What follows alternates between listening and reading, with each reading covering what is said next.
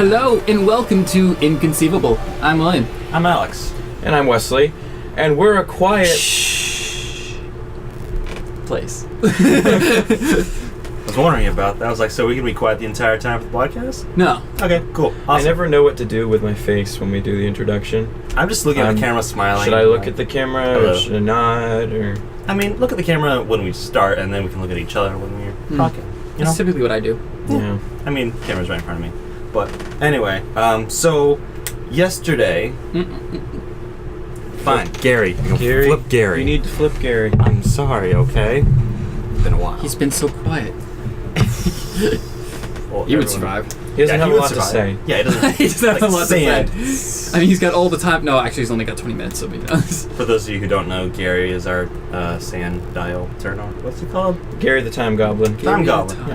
Yeah. And he's an hourglass. He- or a 20-minute glass in this case. Yeah, he keeps us on track. Yeah. So you don't listen to us for hours, in just an hour. Because we talk for Which you hours. actually can do now, because we have how many episodes out? It's true. We have a lot. We are on Almost the 20, 30 or We're on the something. 27th episode of season 2, so we're in mid to late 30s Yeah. total episodes. Good Yeah, grief. just like your parents. No, What? That's mid to not late 30s, that's generous. So, anywho, Will and I recently watched A Quiet Place for the first time, even though it came out months ago, yeah. and it was absolutely thrilling. I saw it in theaters. I mean, I I'm a little probably jealous. died. Which So- I'm actually glad to hear from you that it was still good. Oh, Like in absolutely. home viewing, because the sound was so, like the atmosphere was so important. To be fair, we have a really You do loud have If you have a Really nice decent, TV, yeah. good speakers, Yeah. so that does help. So I didn't have to Turn worry off the about lights. I didn't have to worry about bothering anyone except Will. So I was fine with just talking. And let it be known, let it be on the record that just a few moments ago, Alex actually asked me, "Hey, can we watch some scary movies this fall?" I mean, not too scary, but like I wanna. You want to get your feet wet? Yeah, kind of. I guess so. I never thought I would hear him say that. I mean, I'm so proud. The man who we have just recently found out hasn't watched all of Jumanji You haven't? because No. he found it too Are you scary to serious? see. Okay, so we're starting with Jumanji. All right, That's so- not even a scary so- movie. We're gonna talk about A Quiet Place, but first off, when I first moved to the States, my siblings started watching Jumanji, and I was like, okay, I'll watch too. Mm-hmm. Right when I got to the scene where the guy started to go into the board with his fingers started to like stretch out, I was 6 years old at the time, so I'm just like, nope, I'm good, I am good. Yeah, I'll give it And- to you. It is a little creepy. And then I was yeah. like, well, maybe I can give it another try. I mean- so I went back later, and I was like peeking behind the door, and I see like a woman's car get hit by a rhino. They go into this house, and there's like a crocodile, and the guy's falling around in water, and he's talking to a monkey who's talking back, and I'm just like, what is this devilry? Yeah, it is get weird. Like the practical effects and like He did such a good job. yeah, but they're So, like they're imagine- unsettling. Like when he starts turning into a monkey, it is weird. Imagine being a 6-year-old and seeing that and not understanding what's going on. I thought it was a devilish Ouija But to board or never something. to never return to it. Yeah, that's it's surprising. One of my favorite parts of that movie was always when the cop guy, whenever he was scared, his like yell, he was like, ah! Like it was Yeah. like the weirdest noise ever. I mean, I wouldn't know. But A Quiet Place, you can't make noise in that movie because No. you will die. You couldn't even eat food Yeah, you couldn't eat- in the movie. Like, Yeah, see, I was wondering about that because you watched it in theaters. I was like, what is it like for people who brought snacks to this awkward. So before we get too into it, spoilers. We have mentioned A Quiet Place before. We haven't done a full topic on it, but this time this will be full on spoilers. So Very much Full on spoilers. Yeah.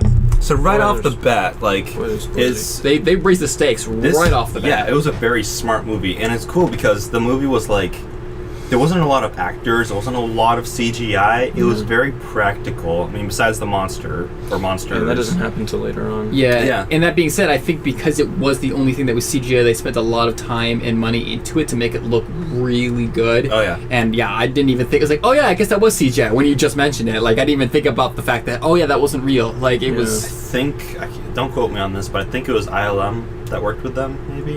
I don't know what that is. Oh, okay, that's like sound and visuals or something. Oh, okay. But yeah, like right off the bat, okay, let's be fair. It was kind of predictable with some of the stuff. Like right off the bat, when the kid gave when the daughter gave the little boy the rocket ship, we were both talking. We're just like, that is a bad idea. I'm like, okay, well, at least it doesn't have the batteries. And then the kid grabs batteries and like, what was the one thing that you were not supposed to do? Do you want to die? Because that's how you die. And then like it actually happened. Yeah. And we were like, oh my word, this actually happened. There's stakes. The youngest person in this movie died. I think that was a great way to really establish how quickly those things work, because that's what I didn't like. That's what really took me by surprise at first, is that it only takes about like 3 to 4 seconds and bam, you're gone. Like, does not take long. Like, granted, that's when you're in the woods and stuff like that. When you're in the house, you maybe have a little bit more time. In the house, like they hit the thing over, like they hit the it does not over, take long. and it was so like 30 tense. seconds. I remember when they're downstairs and it's like filling up with water. Oh my word! Yo, okay, there were so many intense parts of this movie. Like at one after the other, we're just like, okay, we're safe now. No, we're not. Oh, we are now. So many false alarms. At one point in the movie, it's just boom all the way through to the end. Like, yeah, it was like I think it's climax. like when she steps on the nail from that point on, it's just go, go, go, go, go. Once that nail thing happened, I'm just like, oh no. Yeah, they ruined it after that. Yeah, it was very, so it wasn't particularly difficult to watch, but it was anxiety inducing. Yeah, it was like watching something really bad happen. I mean, obviously because it was a movie, but like it's like watching a car wreck. You can't look away. It just keeps getting worse and worse. But I liked it. It was good. Yeah, no, that was definitely one of my favorite movies of this year. And it was also... It was this year, right? Yeah, it was this year. It came out, I think, April? Yeah, it was earlier, yeah. But this was, again, we're really late to the game talking about this, but it was a very unique film because there wasn't a lot of dialogue. Most of it was in sign language, which actually made me kind of want to learn sign language. It really did. This would be cool. American Sign Language is awesome. Yeah. And it was really... I'm still learning, but it was really awesome. cool to see sign language. Like I know sign language has been in movies before, but in this movie it was so crucial for many reasons. And that little girl's actually deaf. Yeah, yeah. So that's how they know it. So they give you a reason why they know it, but also just how important it was. Simmons, I believe that's the name of the actor. She was actually deaf after 12 months of. Oh, she's like legit. She's deaf. Yeah. Oh, yeah, she's deaf. Yeah. Wow. Yeah, like the actor is. Yeah. And she did a really, really good job. All the kids did a fantastic job. I was terrified for them all the way through. Oh, and so talk about the feels. Like not to just jump to the end though, but like I can't that scene with we don't really know the names of the people. Come to think about it, I have it because they didn't really say. They just you got they the didn't dad. say the names, but their names were the Abbotts. Well, you have Jim, John. So John Krasinski was Lee Abbott. Emily Blunt was Evelyn Abbott. And let's see. I just kept calling him Jim in the movie. Yeah, to be honest. James, Jimothy. Reagan Abbott was the girl, and Marcus Abbott was the boy. Okay. I felt sad for that kid too, like the little boy. Yeah. He was scared the entire time. I feel too. bad. Was it Lee? Yeah. Lee the father? Yeah. When Lee the father made the choice to sacrifice himself, and then he says, in sign language, mind you, which was weirdly extra passionable. Yeah. Like it made it more affectionate rather than saying it for some reason. The quote, "I have loved you, and I have always loved you," end quote. Oh. When that happened, I was ready to lose it if I wasn't on the edge of my seat just from the tension, from the fact that they were still in danger. You know? Yeah. I still it was good, but I still question whether he actually needed to die or not.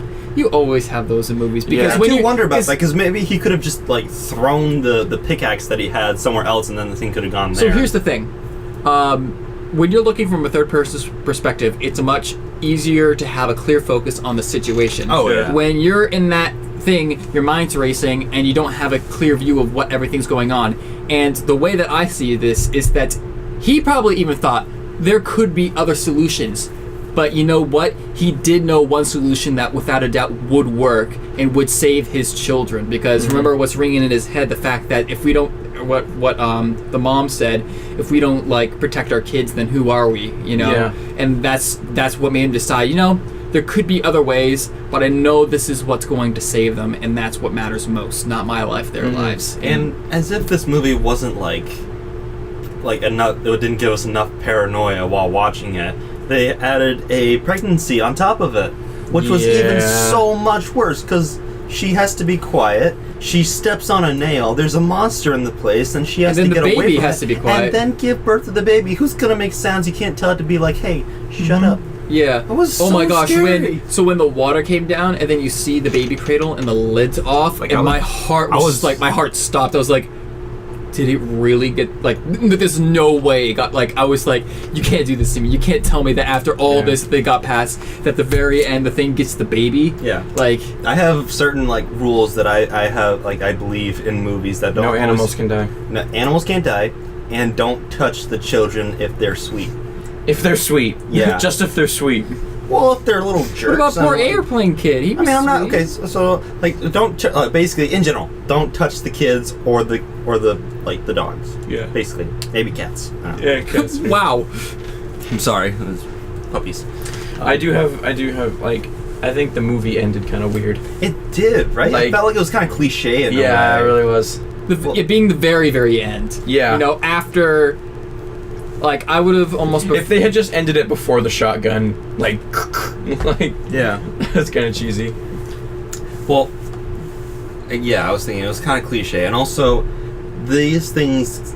So they find out how to fight these things when nobody else in the government was able to think for a sec.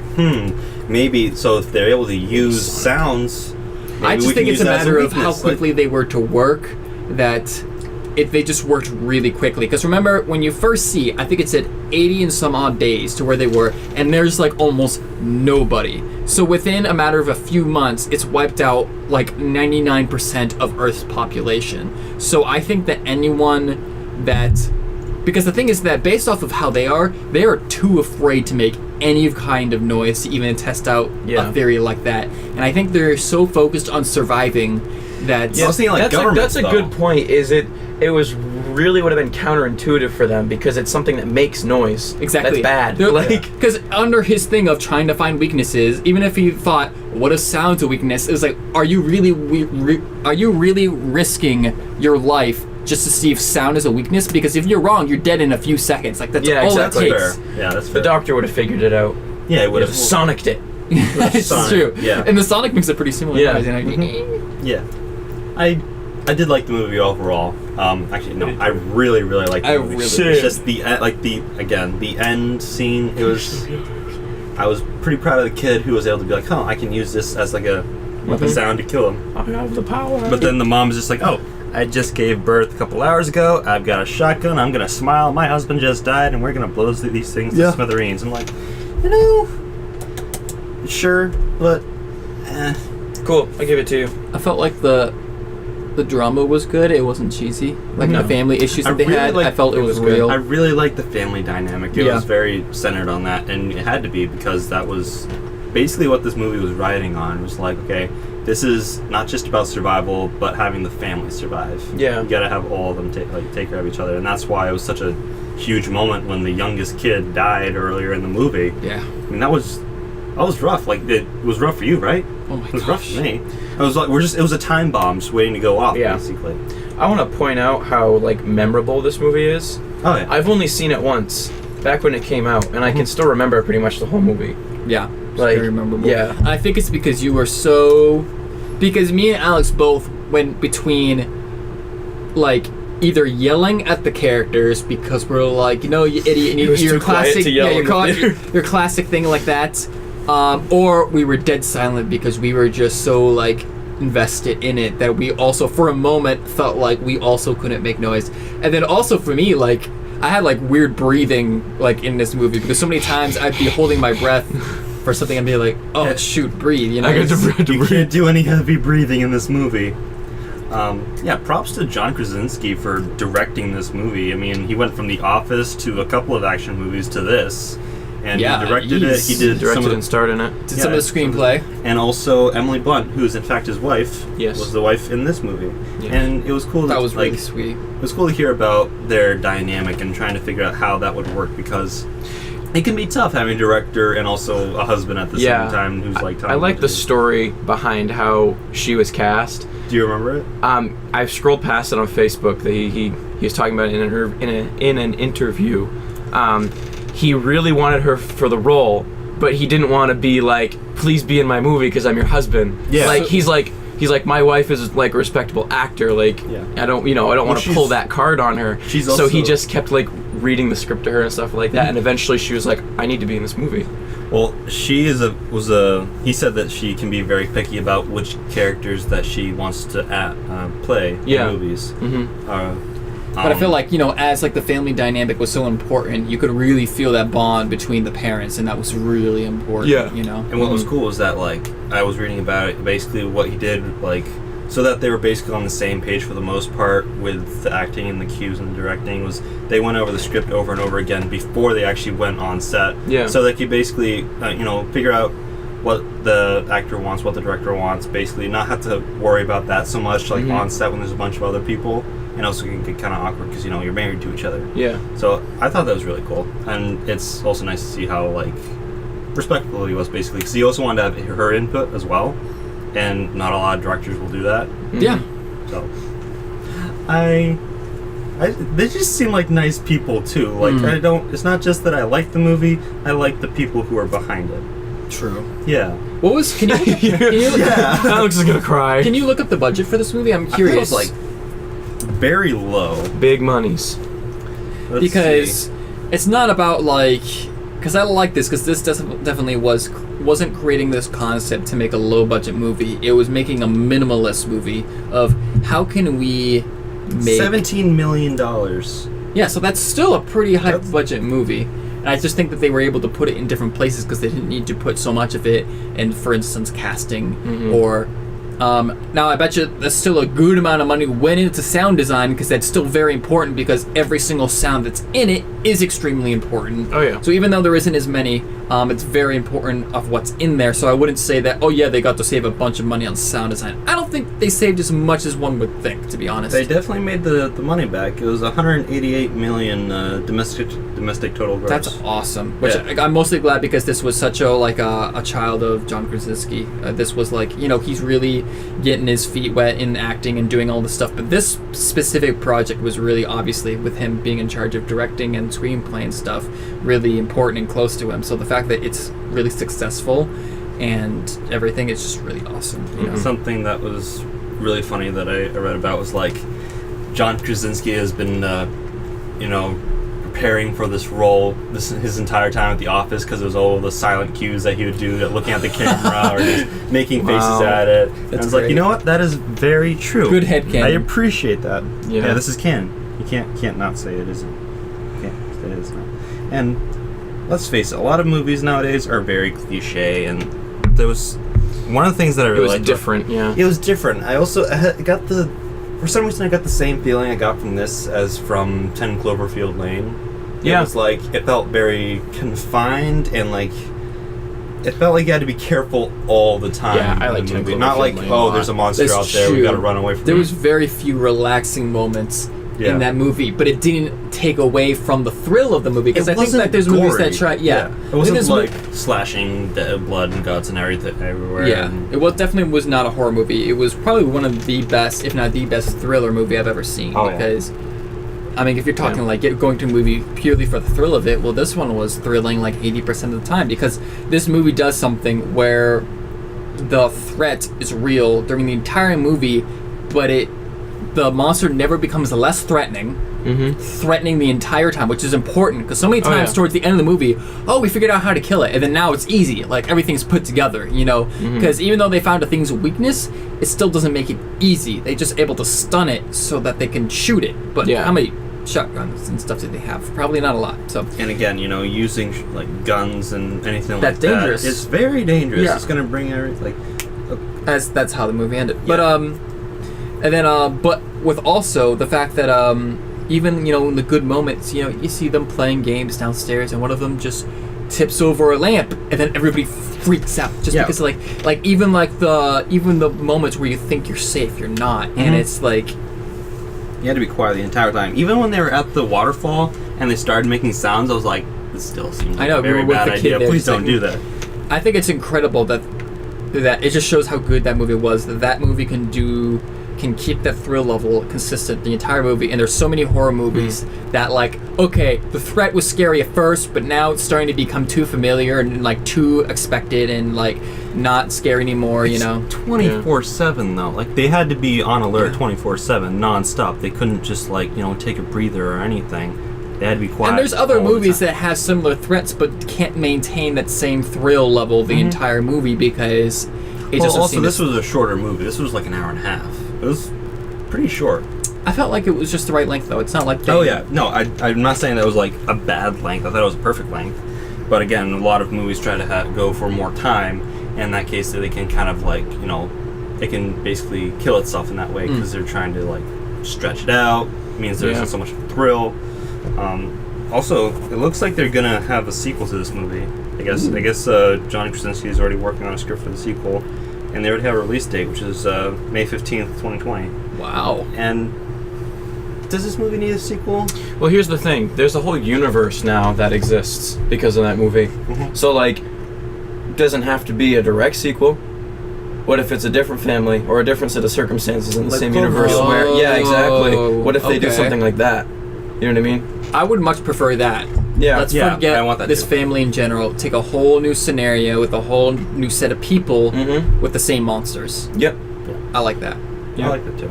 Because if you use the same family, then it's basically like, you know, rehashing something again. Or Yeah. basically like microwaving the first story again. Right. And, you know, And to be honest, if they continued the story plot where they left it, which they could, they did leave it kind of open-ended, I feel like it wouldn't be as much of a thriller. It would have to take a different genre Yeah. almost. You And know? those- again, that's kind of what Those Cloverfield characters did. from the first movie could appear in the second one. You know what I mean? Maybe Yeah. this is something it ties up. It ties itself up, you know, through multiple movies or whatever. Again, I keep So- going back to the Cloverfield movies, but like I kind of see it in that way. Like those are different stories from the same universe, and I haven't seen the original Cloverfield. I haven't either. That's something we should watch. Well, the thing is that it's It's found footage. yeah, it's found footage, and I'm not really a big fan of that. Honestly. Yeah, but if of the found footage ones, that's like the best one, apparently. I think. That might have been the one that really started off. I think it Yeah. is actually. All right, And I well, like that. If I can sit through the Blair Witch, true. then Or that might have been the one that really started off. that One of one, the yeah. others. Although that one wasn't scary. Really? It wasn't. I don't know. What was it about again? Kids get lost in the woods, basically. I do it all the time. I know. Ugh. So You with don't see that, anyone making a movie about me. final thoughts on this movie? Solid movie. I really, really like it. Highly recommend it. But again, the ending was a little cliche. I'm gonna give it a out of whatever you decide. What? What? Yeah. A shotgun. Well, it's a shotgun. Like But in how the does movie. that? I don't know. It's like a hey, cool, sort of thing. Well, no, which is like you don't want. I know we don't want to discuss like specific like numbered ratings. Oh no, I So, know, but how there's does? my- I know, I We realize need to have a that. rate, like some sort of rating system that isn't numbers, more like sounds or something. Because we got like the Yeah, or or that's my sonic blast out of. Mine is an ah. Mine's a really like intense two thumbs up, trying not to make a sound, just like. Yeah. For those of you who are listening, and we're giving thumbs up everywhere, looking Yeah. very intensely. I highly enjoyed it. It I was did too. fantastic. Yes. Yeah, thumbs up. Get to live a quiet place. Watch it. So yeah. When do you go next, Wesley? Okay, cool. And we will buzz right on into Ant-Man and the Wasp. Oh man. Heyo. Yeah, so this is the one that I was late on because you guys saw this closer to the release, right? I saw it maybe a week after it came out. Okay, yeah, because I haven't- only saw it like last week. I haven't seen it, but that's okay. Dude, Spoiler- you haven't seen it? Wait, does that mean we can't talk spoilers? No, you can Well, talk spoilers. you talk You can spoilers? talk spoilers. Okay, Yeah, then I'm gonna good, spoil. because- I'm gonna give you the biggest spoiler right off Spoil the it bat. so much Okay. because Okay, guess after- what? You everything about L last time, like it's his turn now. Okay, Fair. I actually had forgotten about that before you mentioned it. Yeah, Thanks. so you can feel fine. Really, I had forgotten about it. Maybe I'll forget about it again. Anyway, Do not okay, touch me, so sir. after credit scene, yes, people do go and Okay. Like they in I have- Avengers, I they have go. to- are reduced to ash. So it does have something to do. Who goes to? The Wasp and her dad. So the original Ant-Man and the Wasp, and Ant-Man gets stuck in like the Quantum realm. because that he went in because the first time, they figure out how, like, they spend the whole movie and they figure out how to go in safely. Right. But he was relying on them to get him, like, to fish him back out, and then they disappear. So like, they figure out that a way has to something to dispose do. of all the characters, essentially. Yeah, but like him being stuck in there has something to do with Avengers 4 because you know he's in Avengers 4. So like, Somebody's gonna it have is to go there and important. It get is him out. important to see. You have to see that in credit scene. I like to think that Doctor Strange. Well, no, he can't do anything because he's gone too. Yeah, I just saw a meme recently where it was a picture of them on Titan, and it's like, I love how Doctor Strange is just watching Avengers 4 in the background. It's brilliant. Anyway, okay, so yeah, so the end credit scene is actually good, and You know, the movie's pretty good too. the movie's pretty good too. Yeah. Compared to the first movie? What's the dude's name that tells the stories? The guy. He talks really fast. He's played by Michael Pena. Yeah. Anyway, just say Michael Pena. He has a really good story in this one too. It's a lot of fun. It's like that was like one of like the calling cards of the original movie, where it was like he tells that really long story. Well, he does it again in this one, and it's just as fun. So I know the name, and it's driving me I know crazy. it's escaping me too. Luis. Yeah. Another Luis story. So it's good. Yeah, we got a very long story from him. He gets this truth serum, so I was like, tell me everything. Well, so he tells them everything. First it's like, oh, truth serum, and he's like, no, truth serum's not real. It's like you inject it, and now you're highly like suggestible. Like and he's like, oh, so like truth serum, and he's like, no, it's exactly truth serum. Yeah, it's exactly truth serum, dude. Like, so the movie's a lot of fun. That's the thing. Which is what I like from the Ant-Man movies, because I feel like the Ant-Man movies in general are kind of like that palate cleanser. Of just like, you can just sit through and enjoy this Which you movie. can really use after Infinity War. Exactly. I mean, that's what happened when the first Ant-Man movie came out. That's what Rotten Tomatoes said about it, and I thought that was a perfect description of Ant-Man 2. It was like, it's a much-needed palate cleanser after Avengers Infinity War. Did you ever watch Fresh Off the Boat? The story about the Chinese family that went to like Florida? No. So the guy who plays the FBI agent or something, Jimmy Woo, Randall Park. He's Jim from The Office. He's Jim from Jim is in this movie. Yeah, he's Jim from The Office. He's in this movie, and he's absolutely hilarious too. I love he's pretty funny. I just wanted to say that. I do think like the villain was kind of blah. Okay, yeah. But again, a lot of the villains nowadays, they don't really feel as much as villains. I don't like that you just shoehorn a villain in. Well, I think it's like, I think their problem is that with this universe, they have to make a villain who's not threatening too much, where it's like, okay, well, why isn't anyone else in this movie trying to stop this big Thanos-like threat? Yeah, like, so if you'd seen it, this would make a little bit more sense, but I'll try to do my best. Okay. It's like the villain herself is not so bad. It's just that they explain her story so fast, like just to get things going. Like, all right, boom, this is her story. Now let's keep going. Like, I don't know. She was a plot piece, basically. Exactly. She didn't do much. Like, if they tried to make her more important than she was, almost. I don't know. Like, there was a better way to have her in the movie. It wasn't, and it didn't end up being too big a distraction. Like, it wasn't that big a deal. It was just kind of like, So the biggest thing is that basically they go into the quantum realm because they want to find Mama. Janet Van Dyne. Yep. Janet Van Dyne. So Hank Pym's wife, who got lost there several years before. So that's basically the huge plot of the movie, and I think it works pretty well, honestly, because it brings them all back together. To have a plot that's not always centered on defeat the bad guy was kind of nice. You know, they actually had like a goal. Yeah, exactly. Yeah. And it also, I think it helps establish, Ant-Man and the Wasp much more, because this is the first time we officially see the Wasp in action. Right. Yeah. And which she's is cool. Really, really cool. She got blasters. I heard a funny thing about that is that the Wasp is the only Marvel character to not kill anybody on screen. Yeah. Technically. Yes, we didn't see any bodies, but she did some stuff that seemed like no, because they said specifically on screen. Yeah, I saw the same thing. But yeah, it's fun movie. I also enjoyed the whole issue of him still being under house arrest technically. Yeah, because that's something that I really liked, was that they're tying in the movies pretty well. Like, the timeline is funky because of Spider-Man. Well, I already talked about that. Yeah, this movie takes place 2 years after Civil War. Yeah, so like basically just before at the same time as Infinity War. Pretty much. Yeah. And it's basically so basically Ant-Man, what's the character's I know it. It's on the tip of my tongue. Hank Pym is the old guy because he's the original one. And Paul Rudd. Paul Rudd It plays. just says Ant-Man. What? Really? Scott Lang. Scott Lang. That's what it is because he's the second Ant-Man. Yeah. So Yeah. he's basically under house arrest because of the whole events of Civil War, and he has to deal with that a lot. Plus, not only that, but because he went and helped Captain America, and he was not a registered, superhero. They went after Hank Pym and Hope Van Dyne because it was their tech, basically. So they're on the run in this movie too. Yeah. They're on the run from the feds. They're on the run from from bad guys too. Everybody. Yeah, and from thugs and bad guys and things like that. Yeah, because they're like doing business with this really shady guy for parts to make their machine that makes them go into the quantum realm, and he like screws them over and chases them the whole movie. I like seeing how they basically did the whole shrinking things and making them bigger, because they did that a lot the more in Pez this dispenser. movie. The Pez dispenser. They had and the an Matchbox cars. They had the building. Yeah, the Matchbox cars.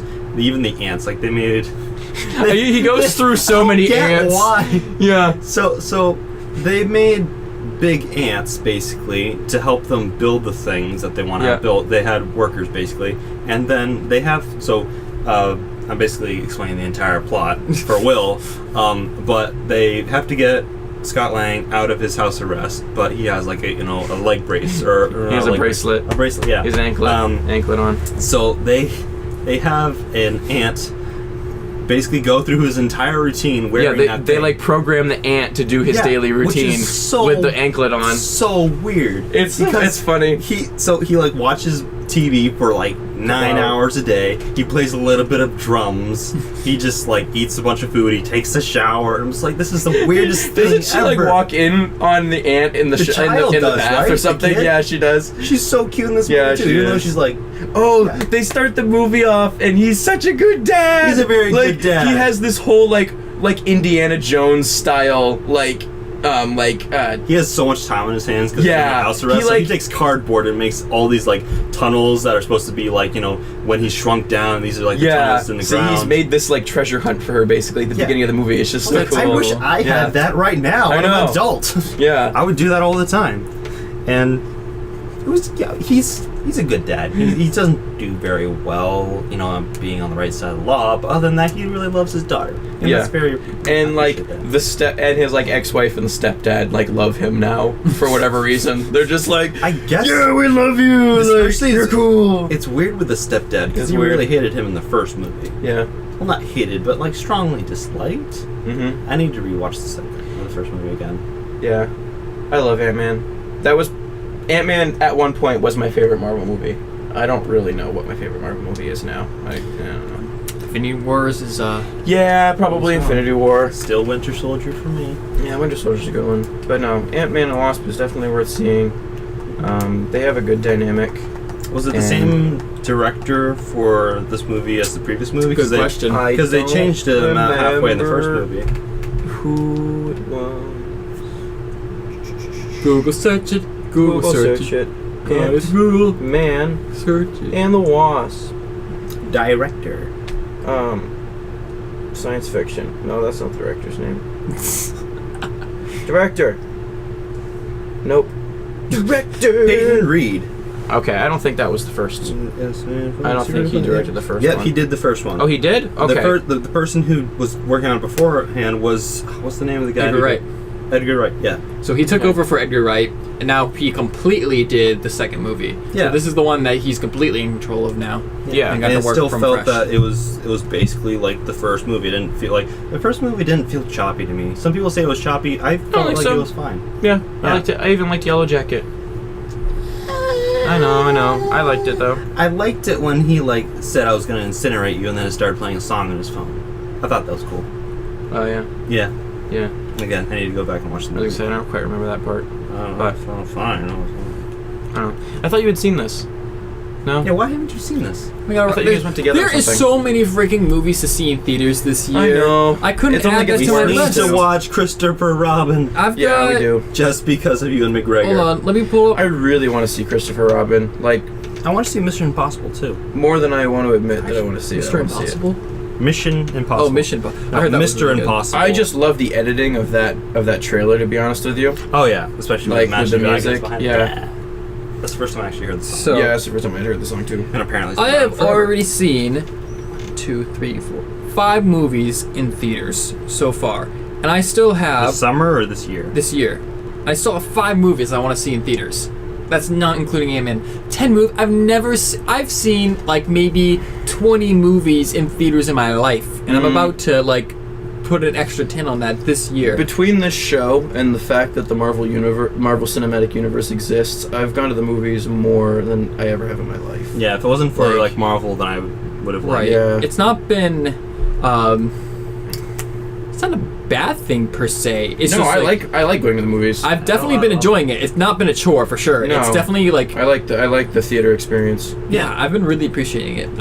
Movies that I have seen so far in theaters: Ready Player One, Infinity War, Deadpool 2, Solo, and Incredibles 2. Movies that I'm still gonna see this year: Venom, X-Men: Dark Phoenix. Yep. A Phantom. Wait, Dark Phoenix is coming out this year? Yep. Yep. Which will be important because it's the last one that's made before the Disney buyout.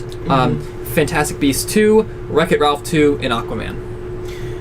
Wreck-It Ralph and Same. the Wizards one, I'm not so sure. You're not Who was sure this about one? seeing Fantastic Beasts 2? You're not a huge Harry Potter fan? Oh, I like Harry Potter. I just... Well, this is the Crimes Fantastic- of Grindelwald. I know. It's gonna be Fan- really important. I've Why? still only seen Fantastic Beasts once, and I don't really feel the need to see it Same, again. actually. No, and I'm the same, and I agree. We had a topic on this before. Yeah, we've talked about it. Yeah, but this one, even as right of now, interests me way more than Fantastic Beasts ever had me interested because this feels like a Harry Potter movie, not something completely separate. And I'm not saying that they shouldn't try to do something completely separate, but it just didn't feel like a Harry Potter movie at all. I'm not yeah, saying it it's a didn't bad really. movie, it just didn't feel like a Harry Potter It movie. didn't really. So much so where I couldn't even put it in a ranking list with the other movies because it doesn't feel like those movies at all. That was my thing, too.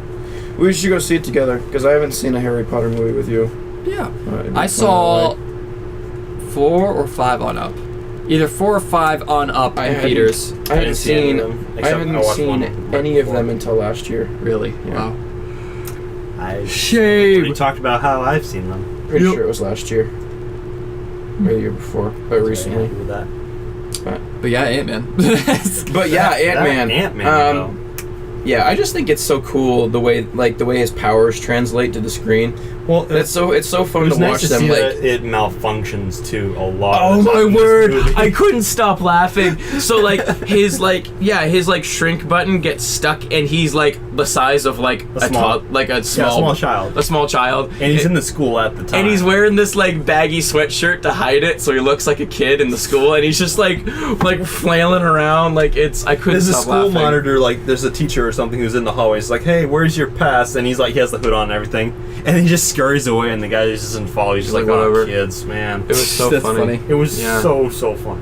I loved it. And also, again, there's the whole him growing larger takes a toll on him. Oh, that was funny too. That was pretty funny. He literally like falls asleep because he's so big. I think, didn't he fall asleep underwater? Yeah, he did. Yeah, that's yeah, not good. and she had to go in and get him. Mhm. It reminded me honestly of getting the ring out of the water in Lord of the Rings. Oh, Return of the yeah. King at the beginning. Remember when the ring goes? It reminded me a little bit of that because she's like searching around for him because he's tiny now. But Where do you know where you would put this with the rest of your ranking for Marvel movies? So many Marvel movies that haven't even I know. ranked all of them. there's so many. There's like 20 at this point. I don't even know if it's worth ranking it. That's my problem. Is there's so many now. Like, so what do you do? Let's be a little bit more general, not be Okay. specific with the numbers. Where would you put this? Like, what movies do you like similarly to this movie? So, like, what movies would be around the same ranking? Let's see. Black Panther was. I like Black Panther better. I liked Infinity War better. More. I like this movie More. more than the first 2 Thor movies. Yes, definitely. That's easy. So though. this one seems to be just above average, like mid the pack, but just above mid the pack. It's that it's okay. lighthearted for the I know most we don't part. want to be specific, but I would give it like a 7. I'm trying to look up other MCU movies so I can give you some, because the Thor ones are really easy. Yeah. because nobody likes. Well, just, I mean, they're not just bad, curious but- to talk about. It's not like it needs to be definitely. done, but I'm not a big fan of Captain America: The First Avenger, so I probably like it better than that too. I liked it. I like it better than.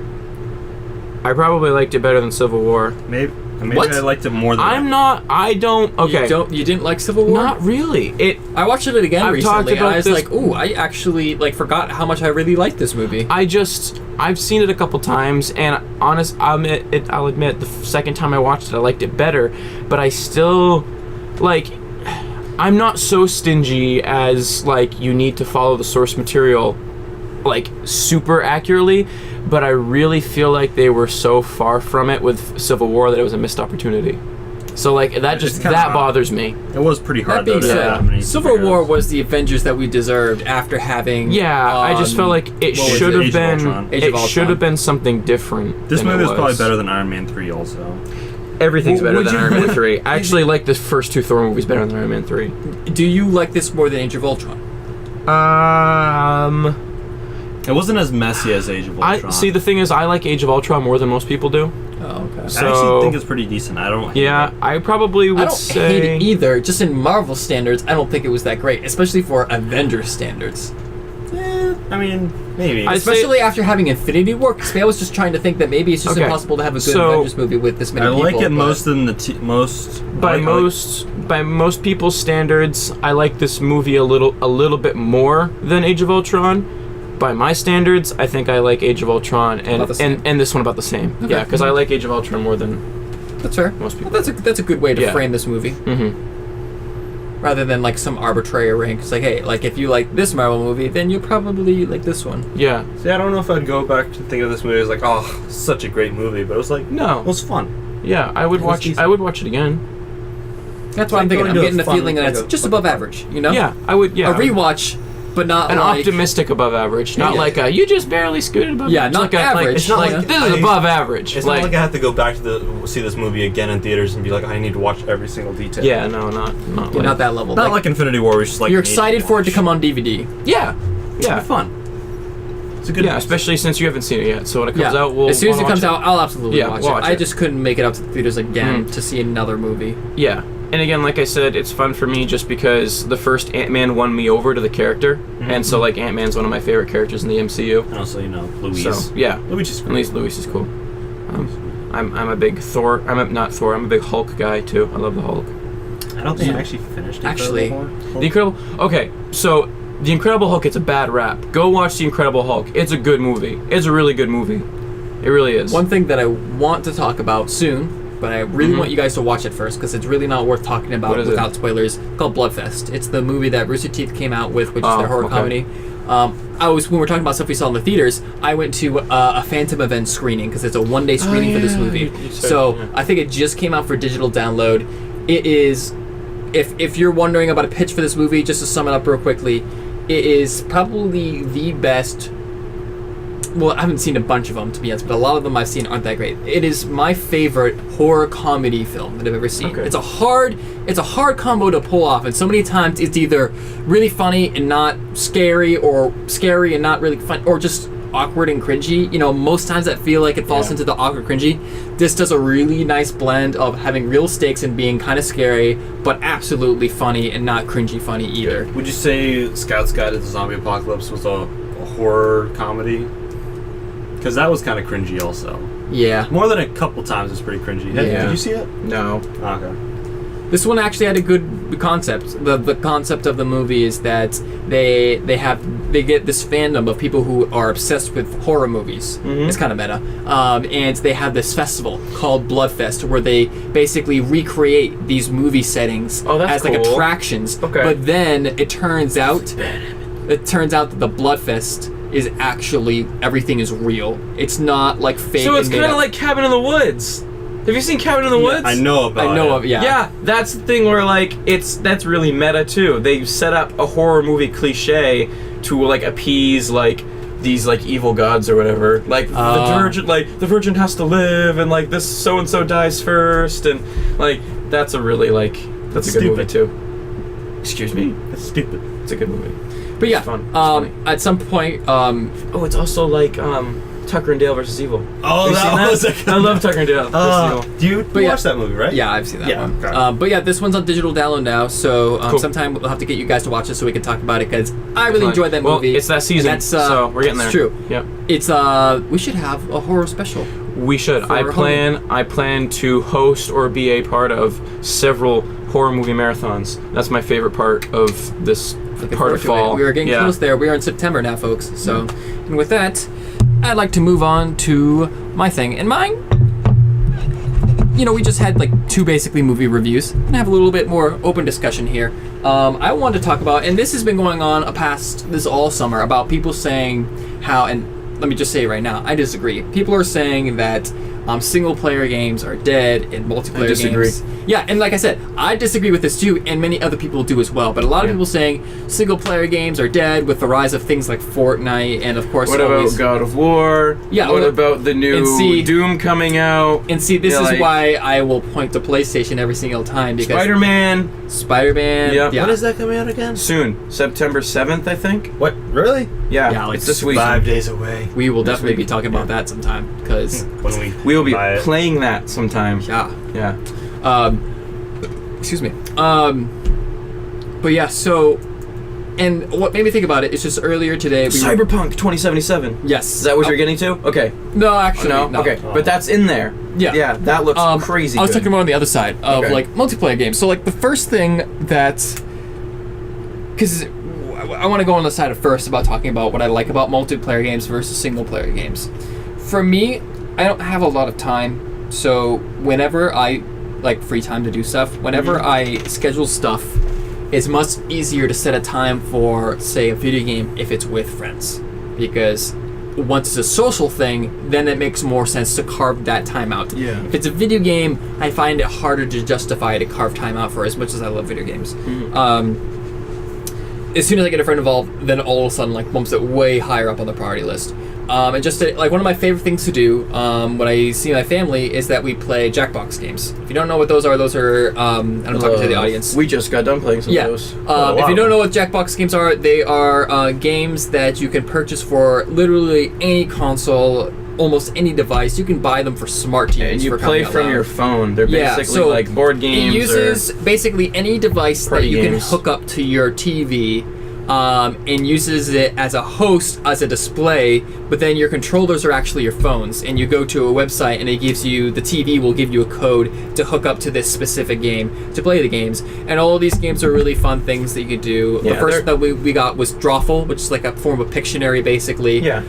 Then we have a game that we like called Quiplash, which is one where you make up a funny answer to fill in the blank kind of question, and then it puts 2 of the answers up there, and you vote for your favorite one. You win points. Yeah, they're really good party games. Yeah. Yeah. A lot of fun. Yeah, and then we were testing out this bracket game, and it's cool because it allows for a lot of people. So most of the games allow up to 8 people, which is already pretty awesome. This one allowed like 16. This right? one allowed 6. It's the first one to offer more than 8 people, where it's basically like a tournament thing where you are pinning things up. It gives you a certain category of things to like something that you think is like the best food, and then he's like, oh, I think pizza's the best food, and then someone says, oh, I think donuts is the best food, and it makes a tournament bracket out of everybody's answers, and then you have all to vote. vote. Yeah, Yep. to vote for which one's the best. And what we immediately found out that made this game better is that because once you vote, it's not over. There's a timer that runs out, and you can re-vote. And we found that if your answer is up there and it's not winning, you'll start yelling and making a case for your answer. Yeah, we started like arguing for our answers to win. And, like, what making was a it? pitch. What was it like? Sandwiches was one. Yeah, sandwich. Sandwiches versus Batman, and someone was like, "You can't eat Batman," and it immediately switched all the answers yeah, to sandwich. suddenly you just watch the Batman votes go down and the Yeah. sandwiches go up. Which really sucked because mine was Batman. Oh. Like, no! Alex was an answer at one point. That was the answer for a couple of them, actually. Yeah, Yeah. Alex, give him. I won, too. You lost to memes at one point, though. No, Yeah. I lost to memes, and then you lost to memes. I Or- think I put your name down. You put my name down. That Yeah. was so sweet of you, but I had no chance against memes. That's fair. But anyways, I think that's something that's really turning heads in multiplayer gaming because it's something new. I think it's something that's simple and fun, and something that really spans for all age groups. It's good for young kids. It's good for parents and adults and stuff like that. Everybody can get involved, and everyone has a fun time with it. It's very board game-esque, but it's almost the way it incorporates technology makes it more appealing to say the young kids. Yeah. You know, not to be that guy, but like it really actually does make a difference. And it's just a lot of fun. And then another thing that I feel like that's really been doing great things for multiplayer games is the Switch.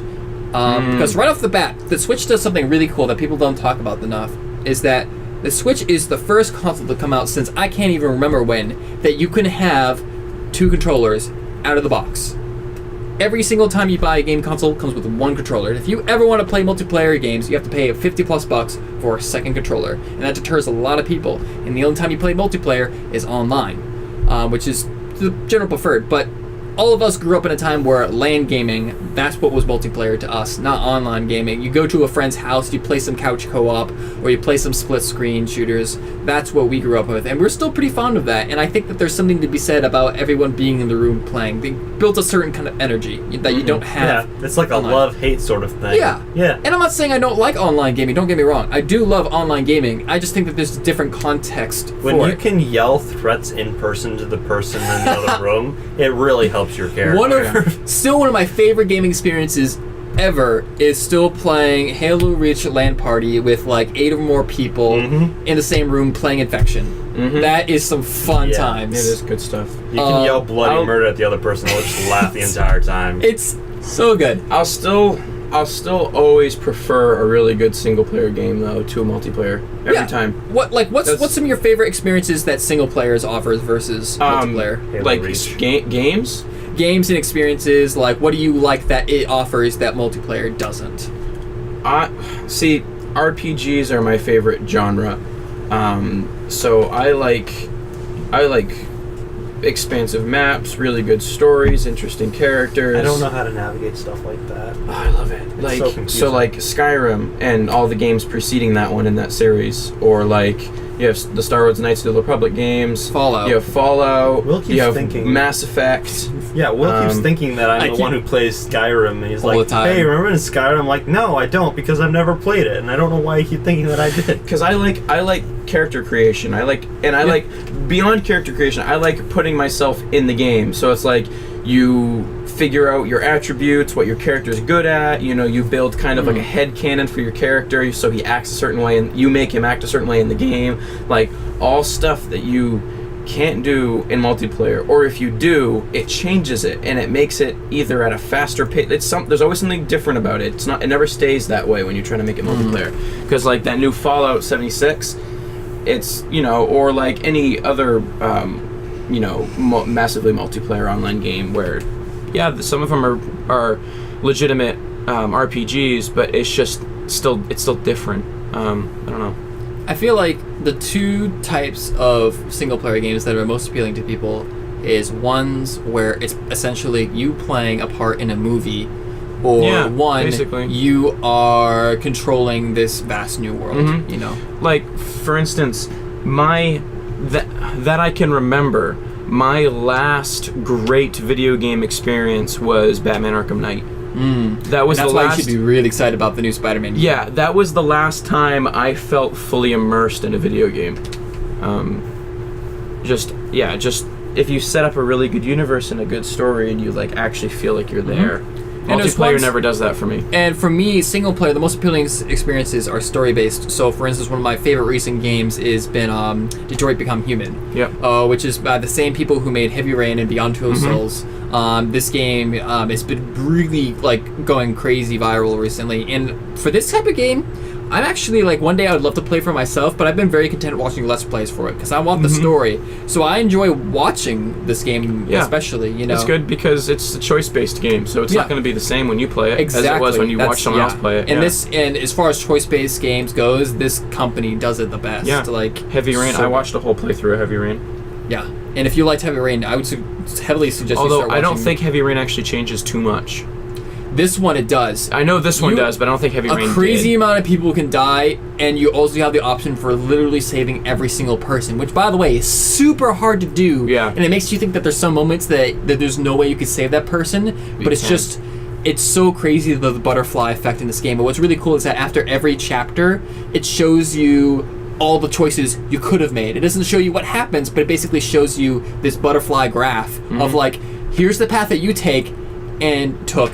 Here's and all here's the other paths all the there other were. ones that you could have taken. Like, you can't see what the things were, but you can see the paths and seeing how many options there was available in this chapter. And you're like, whoa, I could have made so many different choices. Yeah. And what's important is that you can see how many different endings they are. Yeah, see, I love that. I love stuff like that. So good.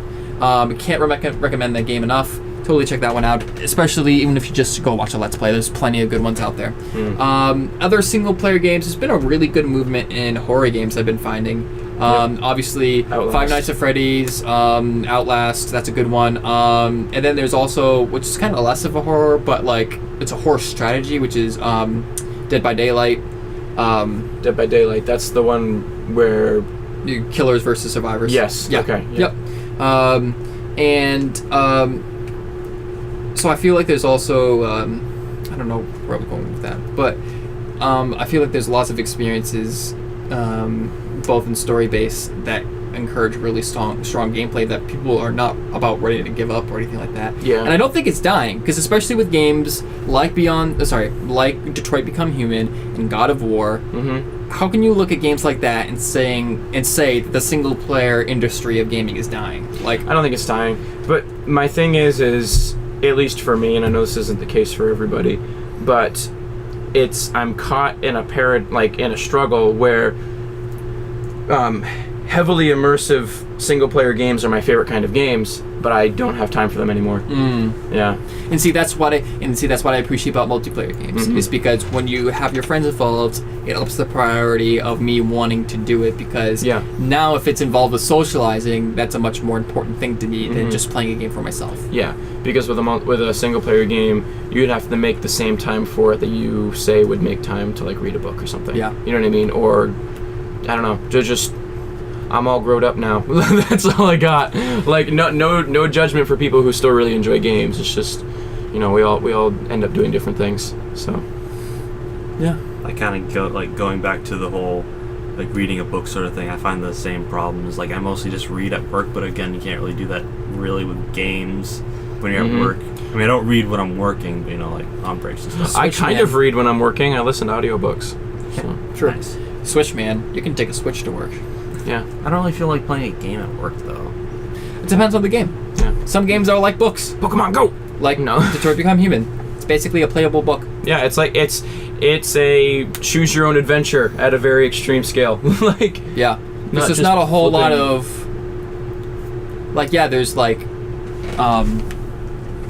there's quick action and stuff like that, and they do a good job of not making them too corny. Yeah. But for the most part, there's not a ton of actual other than just walking around and finding the stuff. There's not a lot of action heavy elements you have to worry about. So Yeah.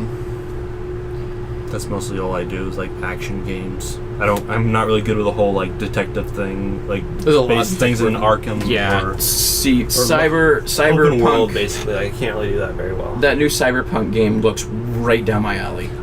As far as games that really sell to me, that's you should look into that more to really go into it, because they released a huge gameplay trailer about it. I watched all of it. Yeah, they did. Yeah. Cool. I just I'm not interested in spending the money on a console to play it on. So, well, it's also as we're talking about gaming and multiplayer and versus single player, it'll be interesting because both Xbox and PlayStation had confirmed that they are currently working on their next gen consoles, but have literally said no other information other than that. And especially with the Switch's rising popularity, the Switch is only becoming more and more popular. I was talking to a friend about this recently, about how the Switch struggled at first because even though the concept was great and people liked the concept, even though the price was only $300, the game library was weak, and the first wave of people they had were the die-hard Zelda fans. what's the Switch? For the Switch. Yeah. That being said, it took a bit, but Switch had finally not only put in a lot of really worthwhile first-party games, with a couple really important ones coming up, being Smash Bros. Ultimate and Super Mario Party, which both look super promising. The Switch is here to stay. Yeah, and this this year they've added so many third-party titles. I'm talking 5 a week. They've been adding so much, and games that we all love. They added Skyrim and such, but then they also added Doom. They added Doom, and just See, this is the one time that I've been really behind re-releasing of games, because this is a type of console that allows you to play fully fledged games on the go in a way that makes sense. It's not compromising. You know, you have a big enough screen that makes sense, but small enough to still be portable. You have controllers that are still good and don't feel small and cumbersome. You have this platform that you can just literally take anywhere. You know, and it's amazing. And so to be able to have this to play your favorite games, your favorite fully fledged games, not your favorite mobile games, is awesome. So it's a very strong console now, and after Smash and Super Mario Party comes out, all the big hitters for the first party will be out, and it'll be interesting to see how PlayStation and Xbox react, if they even react. Don't you love how the GameCube controller still isn't dead? Yeah. One of the longest life a controller has ever had, probably. Oh, absolutely. Speaking of that, the Xbox brought back a special edition for their Duke controller, which I honestly, it's probably one of my least out of Xbox. There's a reason why they re-released the original Xbox controllers. There's a reason why. It's neat that they're doing it, but I think it's more of a collector's item than not an actual. Yeah, because to be honest, out of all of Microsoft's, Sony's, and Nintendo's game controllers, the Duke controller is my least favorite out of any of those three companies that produce. It doesn't make a lot of sense. It's basically right under the N64 controller. Yeah. What is that thing? But at least I actually kind of like the N64. You have to know how to hold it. I know, and like I said, there is an upside to that one, but the Duke was just still funky with the PS4 controller. I keep hitting the middle button. PS4 controller for me. I really like the PS4. I like it's not bad. The 360 was mine. Yeah. My problem with the PS4 controller is it's too much like this way for me. Really? I'm pretty sure it's smaller. I don't think so. Not to the Xbox One controller. And I prefer. I think it all really just depends on who you grew up with, but I always prefer the lower two thumb. Thumb. And I don't mean things. That. I don't mean that it's too big. I just mean that it's too wide, because the Xbox controllers curve in. They get smaller at the top, so your hands might be just as far out, but it angles your fingers in more. Oh, okay. That's what I mean. Yeah, when you hold it. So, but I feel like that's always personal opinion when it comes to controllers based on what you grew up with. I don't think there's anything wrong with that. The PlayStation 4 controller is good, and the Xbox One controller is good. Just weird anomalies like the Duke's with them bringing them back, I think it's cool, and I think it'd be great a collecting addition to any person's Xbox memorabilia shelf. But as far as actually playing, I don't see why you would ever use that over the Xbox 360 or the Xbox One controller. That's just... Yeah, it's ridiculous. Yeah. I do like how the DualShock has been really consistent over there. Probably the most it is. PlayStation has the most consistent controllers with their DualShocks, because you see the first one and it's literally the DualShock 2 without the thumbsticks. Then the DualShock 2, they just throw those on there. The 3, they added a little extra features, but most part the shape is still the same. And the 4, that was the most change they made, but still very similar to what they've always done. Sleeker, basically. Yeah. It's got more of a profile to it. Whereas you look at Xbox, they definitely did a decent amount of changes, not as much as say Nintendo does, because every time Nintendo makes a controller, it is literally completely different. Yeah, pretty much. Literally the most similar controllers they've ever made is their jump from the NES to the Super Nintendo. Yep.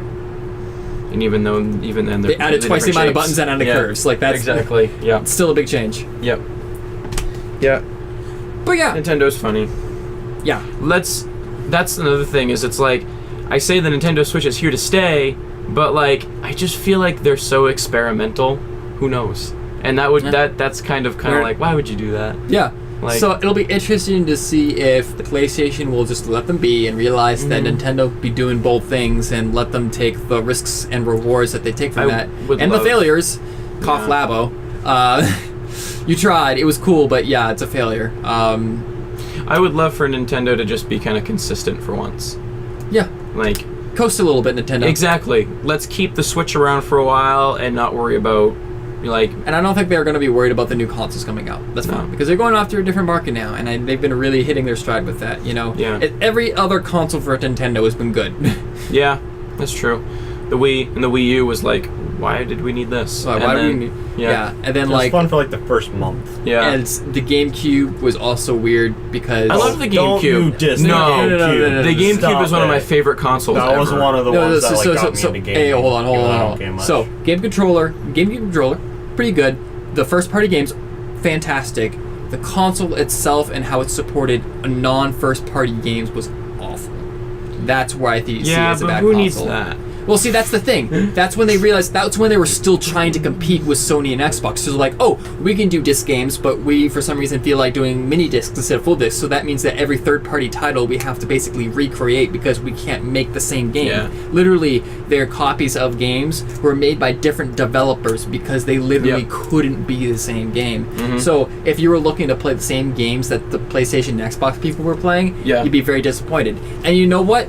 That being said, that downside made them move on to the Wii and just totally disregard third-party games in general, which was amazing because that's how we got the Wii, and that Here's was the a things about the fantastic GameCube though. The GameCube was super affordable. It was $100. console.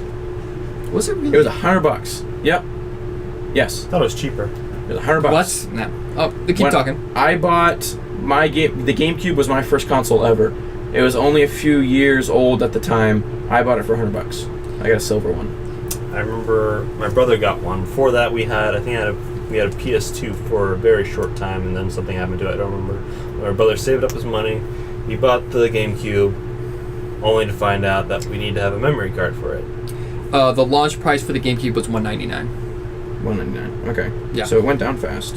I'm sure, like, and I'm sure After you a could. couple years, Yeah, they always do. Yeah, But yeah, I'm- $200 is still nothing to sneeze at. That's a really good price Yeah. for game consoles. Yeah, definitely. And yeah, they've always tried to been more affordable, and that's why they took downsides to like having smaller discs. But that was the GameCube was the transition period. That's when they didn't know. Granted, they still kept their A game with their games, and allowed them to do so much more than they would what they've been doing previously with cartridges, for sure. But as far as an overall console, disregarding just their first party games, then it just really falls short to the rest of the competition. And Yeah. that's when Nintendo was like, you know what really made this work was the first party games. Let's just stick with that and forget about what everybody else is doing. And then that's when Nintendo really started doing some amazing stuff. Yeah. So, and I hope they continue to do that. I'm glad that they've really been introducing more third-party games than they have been in the past, ever since the GameCube. But it's doing it in a context that makes sense and not in a way that's really competing. yeah. So, Yeah. continue that. Don't get too comfy with the third-party titles, if that makes sense, Mhm. So, but yeah, I thought it'd be nice to have that because this has been something that's been going on all summer, and I feel like a lot of the players are saying, why would single player be dead? And a lot of the media is like, no, single player is dead. And we're like, It's what? not. No. No. And I just feel like I want to Wrong. put my voice out there and be like, you're wrong. You're So, wrong. You're wrong. You're wrong. Okay. gaming is probably one of the healthiest stages it's ever been currently, to be Yeah. honest. So, yeah, That's a wrap. that's a wrap, folks. It's a wrap. We're not actually gonna wrap. It's a wrap. I'd like a My wrap name or a is taco. Alex, and that's who I am. I wish my name was actually Stan. I don't know if you can hear that, but That was really bad. I'm sorry, everyone. anyway, stay kind, geeks.